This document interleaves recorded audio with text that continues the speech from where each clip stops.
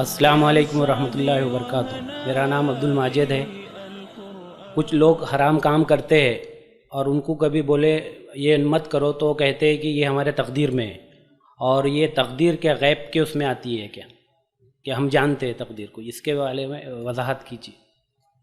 بھائی نے ایک سوال کیا تقدیر کا تعلق غائب سے؟ تو ہاں، تقدیر کا تعلق غائب سے، تقدیر کے تعلق سے کوئی بھی نہیں جانتا۔ جو تقدیر میں کیا جاننے کا دعویٰ کرے یہ غائب کا دعویٰ کر رہا ہے، اور جو غائب کا دعویٰ کرے وہ کفر کا دعویٰ کرتا ہے۔ تفصیلات انشاءاللہ میرے آخری 2 لیکچرز جن اور جادو میں آئیں گی، جہاں لوگ بہت ساری بار آپ کی تقدیر معلوم ہونے کے دعوے کرتے ہیں۔ دوسرا سوال یہ بھائی کا جو حصہ تھا، پہلا حصہ جو تھا وہ یہ تھا، کیا ایک شخص جو حرام کام کرتا ہے اس سے جب کہا جاتا ہے کہ یہ حرام ہے تو وہ کہتا ہے یہ تو ہمارے تقدیر میں ہے، تو کیا یہ درست ہے؟ پہلی بات، مثال لے لیجیے، سمجھ لیجیے کوئی کہے کہ آپ فجر میں نہیں اٹھے، کیا بات ہے؟ میں تقدیر میں نہیں تھا، لیکن آپ نے کوشش کی،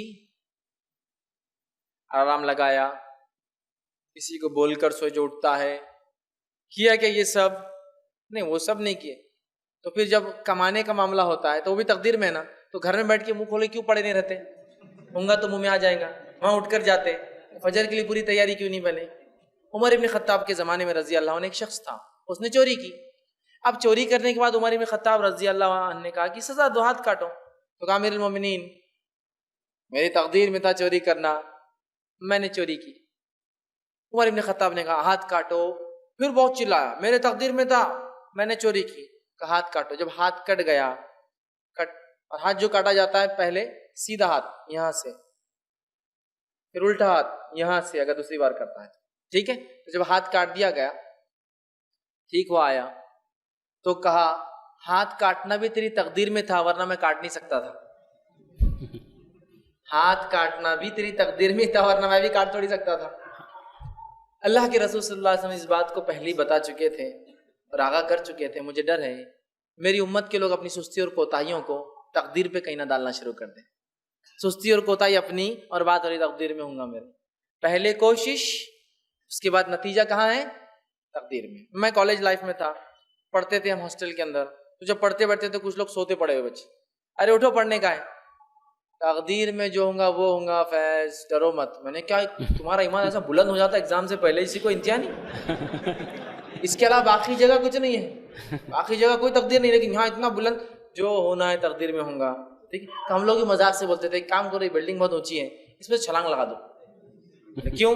تقدیر میں ہوں گا تو مریں گے، نہیں تو نہیں مریں گے، بچ گئے تو کتنا نام ہوں گا نا، چھلانگ لگا پھر بچ گیا۔ نہیں بولے اپن خود سے کیوں کرنا کوئی غلط کام، گر گئے تو بچتے نہیں بچتے تقدیر ہے۔ تو میں نے کہا ویسے محنت کر لو پڑھائی میں پہلے، پھر پاس ہوں گے فیل ہوں گے وہ تقدیر میں ہے نا، سوتے پڑے رہنا اور تقدیر پہ کرنا۔ علی بن ابی طالب رضی اللہ عنہ کا زمانہ تھا، انسان کتنا کمائے گا تقدیر میں لکھا جا چکا ہے، غور سے سنیے، کیسے کمائیں گا اس کو اختیار دیا جا چکا ہے، حلال سے کمائے چاہے حرام سے کمائے، آپشنز آپ کے ہیں، کمانا کتنا لکھا ہوا ہے، حرام سے کمانے سے انکم زیادہ نہیں ہو سکتی اور حلال سے کمانے سے انکم کم ہو ہی نہیں سکتی، چونکہ انسان کتنا کمائے گا لکھا جا چکا ہے۔ اور کب میری پیدائش، جب میں ماں کے پیٹ میں وجود میں آیا، جب میں 4 مہینے کا تھا، فرشتہ لکھ چکا ہے۔ فرشتے نے پوچھا اللہ کتنا رزق، اللہ نے کہہ دیا اتنا، اب میں اسے 1 روپیہ بھی زیادہ نہیں کماؤں گا، تو پھر حرام کے چکر میں جانا ہی کیوں جب حلال سے مل سکتا ہے؟ تو انسان حرام سے کمائے یا حلال سے کمائے، انکم فکس ہے، اس کتنا کمائیں گا۔ اب آپشن یہ ہے کس طرح سے ارننگ کرتا ہے کر لے، رزق لیکن فکس ہے، کیوں جانا چکر میں حرام کے جب حلال سے انسان کما سکتا ہے۔ علی بن ابی طالب کا زمانہ تھا، آپ نے اپنے گھوڑے کو جگہ کھڑا کیا، ایک آدمی گھوڑا سنبھالنے کے لیے آپ نے چھوڑ دیا، نیت کی کہ آنے کے بعد 2 درہم دے دوں گا صدقے میں۔ جب واپس آیا تو گھوڑا تو ہے، اس کی زین سیٹ لے کے بھاگ گیا، سمجھ گئے کہ چوری ہو گئی۔ گئے باہر بازار میں خرید تو وہی زین جو ان کے گھوڑے کی تھی لٹکی ہوئی، انہوں نے کہا یہ تو میری ہے۔ تو کہا ایک آدمی آ کے ابھی بیچ کے کہا کتنے میں بیچا؟ تو کہا 2 درہم میں۔ انہوں کتنے دینے والے تھے؟ 2، اگر کھڑا رہتا تو 2 ہی ملتے تھے، چرا کے گیا تو بھی کتنے ملے؟ 2 ہی ملے، اس کو زیادہ مل ہی نہیں سکتے تھے۔ حلال سے کمائی حلال لکھا گیا ہے، تو تقدیر یاد رکھیے، حرام جو ہم کریں گے اللہ کو پتا ہے، ٹھیک ہے، لیکن جو چیز چھپی ہے ہم اس کے پیچھے پڑے رہتے ہیں، اور جو چیز کھلی ہے اس کو ہم دیکھتے نہیں۔ کیسا دیکھیے، آپ جیسا بولے میں نے حرام کیوں کیا، میرے تقدیر میں تھا، کھلا قرآن کیا کہہ رہا ہے حرام مت کرو، تقدیر میں کیا چھپا ہے مجھے پتا نہیں، تو جو چھپا ہوا ہے اس کے پیچھے ہم پڑے رہتے، جو کھلا ہے اس پہ عمل نہیں کرتے۔ قرآن، اللہ نے قرآن میں کیا فرمایا، والذی قدر فہدی، تقدیر لکھی اور ہدایت بھی تو دی نا، خالی تقدیر نہیں لکھی اور کہا دنیا میں جی لو، جس کو ایمان لانا خود لا لیں گا، جس کو نہیں لائیں گا۔ والذی قدر فہدی، کہ پہلے تقدیر لکھی اور پھر ہدایت بھی دی. مطلب تقدیر تو لکھی بھی ہے لیکن ہدایت پہنچانے کے لیے انبیاء کتابیں آتی رہی تاکہ اللہ کے خلاف کوئی دلیل نہ بچے.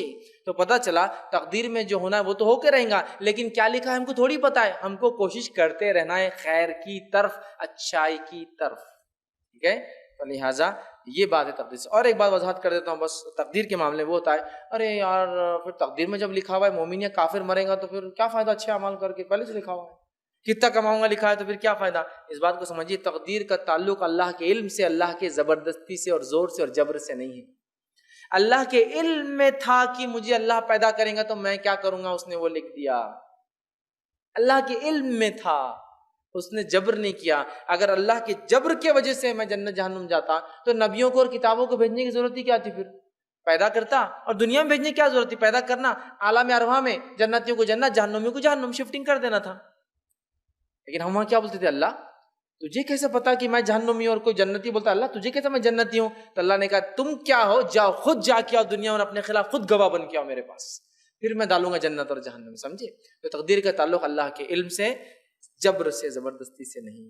ورنہ وہ جبر سے لوگ لیتے تو اس میں ہوتا حرام بھی ہے تو پھر میری کیا غلطی ہے. تو ویسا نہیں ہے، ہم کیا کرنے والے اللہ کو پتا تھا، اس نے لکھ دیا.